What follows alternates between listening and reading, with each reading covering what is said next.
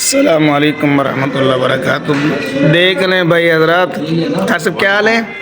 अल्हम्दुलिल्लाह बेहतरीन। नाश्ता करने देंगे यार नाश्ता क्या आप अकेले अकेले कर रहे हो? किसी और को बोला है? आपके सामने पराठा हाँ तो वो आप खा रहे हैं, बोला है आपने। और ये कार इरफान साहब बिल्कुल खामोशी के साथ अस्तीरे ऊपर चढ़ा रखी है।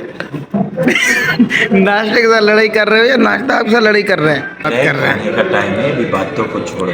और क्या बात तुमको छोड़ा यार? मैं दूसरी बातें करना चाह रहे हैं। कौन सी वाली? ये कह रहे दूसरी शादी की ऑफर चाहिए। पहली हो गई? अल्हम्दुलिल्लाह, नहीं हुई? कितने? दो 10? आपके बच्चे दो अच्छे बच्चे दो ही अच्छे। सुन लो भाई, कासिफ कह रहे हैं बच्चे दो ही अच्छे। माशाल्लाह पराठे भी फोड़ रहे हैं और अंडे को भी फोड़े जा रहे हैं, तो रुकने का नाम नहीं है। भाई आप शुरू करो वरना खत्म हो जाएगा। ये देखो, ये है ना बात। अंडा कहाँ गया? जज़ाकल्लाह, मैं भी शुरू कर रहा हूँ।